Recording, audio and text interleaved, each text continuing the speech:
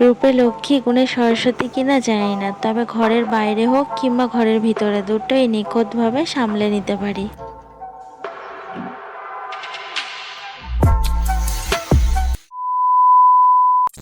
শুভ সকাল বন্ধুরা, কেমন আছো তোমরা সবাই? আশা করছি যে যেখানে আছো সবাই খুব ভালো আছো, সুস্থ আছো। আর তোমাদের ভালোবাসা আশীর্বাদে আমরাও খুব ভালো আছি। তো বন্ধুরা দেখো, এখন ঘড়িতে 9টা বাজতে 15 মিনিট বাকি।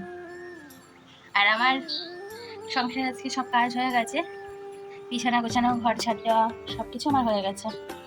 আর আমার চা খাওয়া হয়ে গেছে। তো আজকে বাসি কাজগুলো সকাল সকাল সেরে নিয়েছি। আর এখনো দুপুরে রান্না বাকি আছে, তারপর দুষ্টাকে আনতে যাবো। আজকে অনেক সকালবেলা উঠেছি, কদিন ধরেই সকাল সকাল উঠছি, কারণ সকাল সকাল উঠতে দেখেছি তাড়াতাড়ি কাজকর্মগুলো হয়ে যাচ্ছে। আর আজকে ভাবছি, যখন সকাল সকালে উঠেছি আর তাড়াতাড়ি কাজকর্ম হয়ে গেছে, তো ওই অ্যাকোয়ারিয়ামের জলটা না পাল্টাবো। দেখো কত নোংরা হয়ে গেছে, জলটা পুরো সবুজ হয়ে গেছে শ্যাওলাতে। তো জলটাকে আজকে চেঞ্জ করতেই হবে, নাহলে মাছগুলো মরে যাবে। এর আগে এরকম জল চেঞ্জ করতে দেরি হয়েছিল বলে দুটো অ্যাঞ্জেল ফিশ মারা গেছিলো। আর অ্যাঞ্জেল ফিশগুলোর ভীষণ দাম, এক একটা 100 টাকা পিস নিয়েছিল।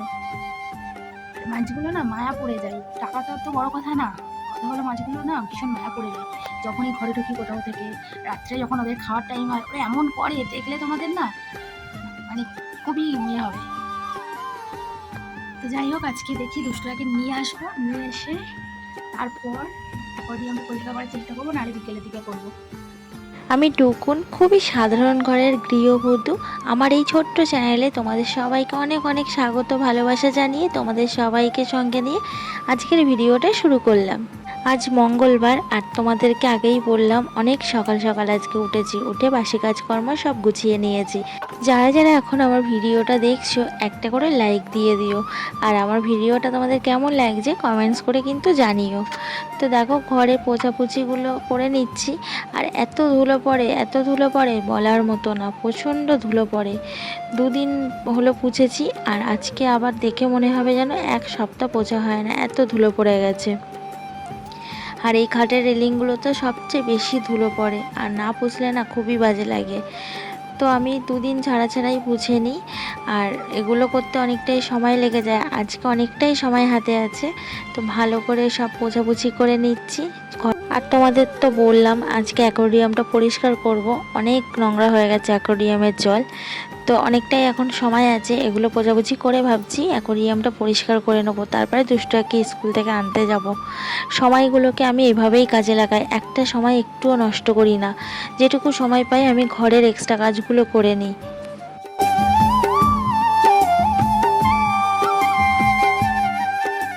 তো আমার ঘরে সব পোছাপুছি করা হয়ে গেছে, আর এই যে দুটো বালতি নিয়ে চলে এসেছি। এবার আমি অ্যাকোয়ারিয়ামটা পরিষ্কার করব। আর আমার অ্যাকোয়ারিয়ামটা দেখো এমন জায়গায়, পরিষ্কার করতে ভীষণ কষ্ট হয়। তো কিছু করার নেই, রাখার আর অন্য জায়গায়ও নেই যে সেখানটায় রাখবো। এই জায়গাটাই সেফটি একদম, অন্যদিকে রাখতে গেলেই হয় দুষ্টুটা ধাক্কা দিয়ে ফেলে দেবে। আর এটা কাচের বোল, যদি একবার পড়ে যায় তো ফেটে যাবে পুরো, তার জন্য না অন্য কোথাও রাখতেও পারি না। তো আমি এই বালতিটার মধ্যে কিছু জল দিয়ে নিয়ে এসেছি, ওর মধ্যে মাছগুলো তুলে নিচ্ছি। বেশি মাছ নেই, 5টা মাছ আছে। আর এর আগে দুটো অ্যাঞ্জেল ফিশ ছিল, তো সেই মাছগুলো না মরে গেছিলো, জলটা পাল্টাতে একটু দেরি হয়ে গেছিলো। তাই সংসারের এত কাজ, আর এই অ্যাকোয়ারিয়াম পরিষ্কার করতে গেলে অনেক অনেক সময় লাগে, প্রায় আধ ঘন্টা 1 ঘন্টা মতো সময় লেগে যায়। আর আমার যে জায়গাটা অ্যাকোয়ারিয়াম রাখা, ওখানটা পরিষ্কার করতে গেলে আরও বেশি সময় লাগে। তার জন্য না ঠিকঠাকভাবে পরিষ্কার করা হতো না, অনেক দিন হয়ে গেছিলো, জলটা পুরো খারাপ হয়ে গেছিলো। আর অ্যাঞ্জেল ফিশটা না খুব শৌখিন মাছ, জল খারাপ হওয়ার সাথে সাথেই জল পাল্টে দিতে হয়, না হলে অ্যাঞ্জেল মাছগুলো না জল থাকতে পারে না, মরে যায়। তো আমি না বুঝতে পারিনি, আর সেদিনই ভাবছিলাম সন্ধ্যার দিকে জলটা পাল্টাবো, সেই সন্ধ্যা অবধি আর সময় দিল না। বিকেলের দিকে মাছগুলো মরে ভেসে উঠেছে, ভীষণ খারাপ লাগছিলো, মাছগুলো খুবই কাছের হয়ে গেছিলো। আর এতটা কষ্ট হচ্ছিল কি বলবো, তার ভিডিও দেওয়া আছে, তোমরা দেখে নিও। তো আর আনা হয়নি অ্যাঞ্জেল ফিশ, আর দুটো গোল্ড ফিশ আনার ইচ্ছা আছে। তো গোল্ড ফিশ দেখি, তোমাদের দাদাভাইকে বলছি। তো আমি কাচের বোলটা ভালো করে ধুয়ে নিলাম, আর বেশি কিছু না, শ্যাওলা পড়ে, মানে সবুজ সবুজ কি করে পড়ে কি জানি। আর এই জল অনেক দিন ধরে পরিষ্কার রাখার যদি কোনো টিপস কিংবা কোনো ওষুধপত্র উপায় জানা থাকে তোমাদের, কমেন্টস করে জানিও না, তাহলে না আমার খুব উপকার হবে বন্ধুরা। কারণ এই প্রায় বলতে কি সপ্তাহে হয়তো 4-5 দিন অন্তর অন্তর আমাকে জল পাল্টাতে হয়। তো এটা আমার পক্ষে সম্ভব হয় না, সংসারে এত কাজকর্ম করে আবার এই অ্যাকোয়ারিয়াম পরিষ্কার করতে যাওয়া অনেকটাই অসুবিধা হয়ে যায়। তোমাদের যদি কারোর জানা থাকে আমার খুব হেল্প হবে, তোমরা প্লিজ একটু জানিও যারা যারা ভিডিও দেখছো তাদের মধ্যে। তো একে একে সব আমি পরিষ্কার করে নিচ্ছি, আর এটার ভিতরে এমন লাল লাল মতো হয় না, সেটা হেভি বাজে গন্ধ, জানো, খুব কষ্ট হয়। যেমন ভালো লাগে তেমন কষ্টও আছে। তো এর আগে আমাদের একটা বড় অ্যাকোয়ারিয়াম ছিল, সেটাতেও ওরকম আমি পরিষ্কার করতাম, আমি সব কিছু করতাম। তো আমার বেবি হওয়ার সময় বাপের বাড়ি গিয়েছিলাম, আর সেই অ্যাকোয়ারিয়ামটা অযত্নে মাছগুলো সব মরে গেছিলো, জল টল পরিষ্কার করতো না কেউ। অনেক মাছ ছিল এই অ্যাকোয়ারিয়ামটায়, গোল্ডেন ফিশ ছিল বেশ 3-4টে, তারপরে ক্রোকোডাইল ফিশ ছিল, অনেক রকমের মাছ ছিল, নাম মনে পড়ছে না। তো আমার অ্যাকোয়ারিয়ামটা পরিষ্কার করা হয়ে গেছে, আর এর মধ্যে এবার আমি ভালো জল ঢেলে দেবো। আর এই জল না বাসি জল ঢালতে হয়, সদ্য মানে টাটকা জল ঢালা যাবে না, তাহলে মাছ মরে যাবে। তো 2-3 দিনের এই বাসি জল আমি রেখে দিয়েছিলাম, সেই জলটাই আমি এখন ঢেলে দেবো। এই বালতিটাই করে 1 বালতি ঢেলে দেবো, আর একটা বোতল দেবো ঢেলে, 1 বোতল জল, তাহলেই ঠিকঠাক হবে। তো দেখি আর কটা মাছ আনবো ভাবছি, কিন্তু কি বলতো, পরিষ্কার করা না খুব অসুবিধা, কখন করব, সেই জন্য না আর ভালো লাগে না, মাঝে মাঝে মনে হয় মাছটা আর রাখবো না। আর দেখো কি সুন্দর ওরা খেলা করে, ওদেরকে দেখলে না মনটা ভরে যায়। তো আমার অ্যাকোয়ারিয়ামটা পরিষ্কার হয়ে গেছে, আর এখন কটা বাজে জানি না ঘড়িতে, ঘড়ির দিকে এবার তাকাতে হবে না। তো অ্যাকোয়ারিয়াম পরিষ্কার করতে করতে পুরো 10টা বেজে গেছে, কখন আমি বুঝতেই পারি, পুরো 10টা 5 হয়ে গেছে। আর আমি এখন কখন যাবো বলো, 10টা থেকে স্কুল ছুটি হয়, আর আমি এখন রেডি হতে পারি না। ঝটপট আমি রেডি হয়নি, তোমরা আমার সঙ্গে থাকো, তারপরে আবার কথা বলছি। একা একা হয়তো বসে থাকি। তো এই যে আমি রেডি হয়ে গেছি, 5 মিনিটের মধ্যে রেডি হয়েছি। চলো এবার ঝটপট দৌড়াই।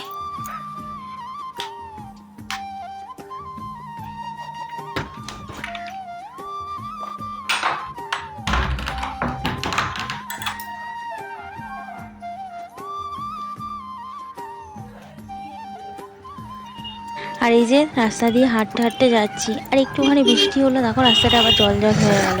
তো এই রাস্তাটা ধরে সোজা হাঁটতে হাঁটতে যাব, গিয়ে রোডে উঠবো, রোড থেকে একটুখানি গেলেই দুষ্টুরার স্কুল। তো টোটো যাচ্ছে, তবুও টোটোতে এখন আর উঠবো না, হেঁটে যাওয়া একটা অভ্যাস হয়ে গেছে, তো টোটোয় আর উঠতে ইচ্ছে করে না।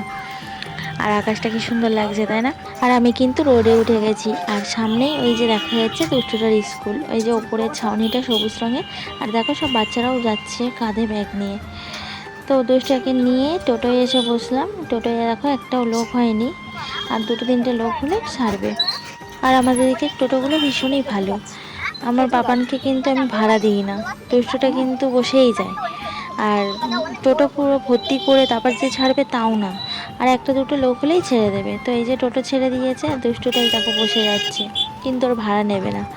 যদিও 5 বছর হয়নি, 5 বছর পর থেকে ভাড়া নেয়, তবুও আমাকে তো কোলে নিয়ে বসতে হতো। এই রাস্তাটা পুরোটাই আমি যাওয়ার সময় হেঁটে যাই।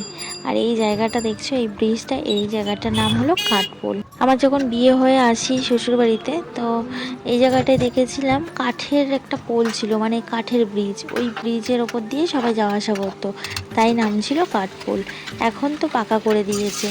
তো বাড়ি এসে রান্না বসিয়ে দিয়েছি, ভাত ফুটে গেছে, আর এদিকে আমি একটু বসিয়েছি আলু, পেঁয়াজ, কয়েকটা রসুনের কোয়া আর মাছের ডিম, এগুলো দিয়ে আমি একটু ভাজা ভাজা মতো করে নিচ্ছি।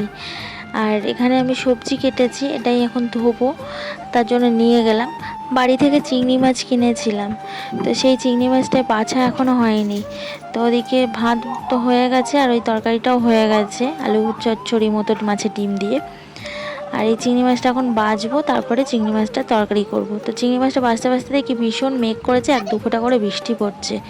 আবার ছুটে এলাম এই যে ছাদে, জামা কাপড়গুলো তুলে নিচ্ছি। ভালো লাগে না জানো এইভাবে কাজ করা, কি সম্ভব? একটা কাজ করতে বসো তো আরেকটা কাজে দৌড়াও। তারপরে এই যে আবার এলাম, এসে চিংড়ি মাছগুলো একে একে সব বেছে নিচ্ছি। আর চিংড়ি মাছ কাটতেও অনেকটাই সময় লাগে, তোমরা তো জানোই। আর চিংড়ি মাছ আমার এখনও কাটা হয়নি, এখন 1:10-15 বাজে। চিংড়ি মাছগুলো সব কেটে ধুয়ে নেবো, তারপরে গিয়ে তরকারি বসাবো।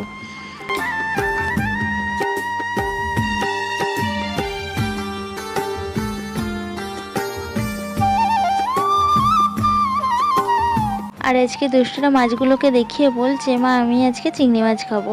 ও না মাছ খায় না, মাছের তরকারিও খায় না। ও মাছ যেদিন আমরা রান্না করি সেদিন ওর জন্য ডিম রান্না করে দিই।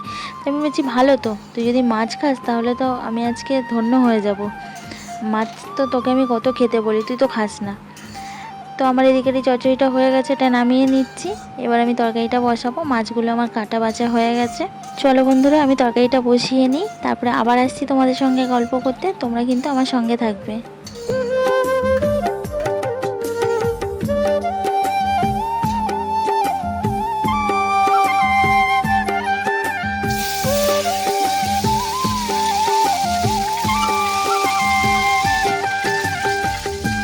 তোমরা সবাই হয়তো ভাবছো যে এই দুটো মাছ কেন ছোট ছোট, তা আর বলো না।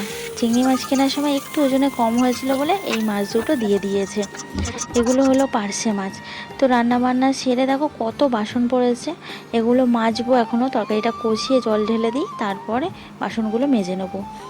তো চলো আমি তরকারিটা কষিয়ে জল ঢেলে নিই। আর আকাশটাতে মেঘ তো ভর্তি, একটু আগেই কি সুন্দর ঝলমলিয়ে রোদ উঠলো, আবার মেঘ। তো আর যেন ভালো লাগে না, আকাশটা খুবই জ্বালাচ্ছে। তোমাদেরও কি এরকমভাবে জ্বালাচ্ছে আকাশটা? কমেন্টস করো।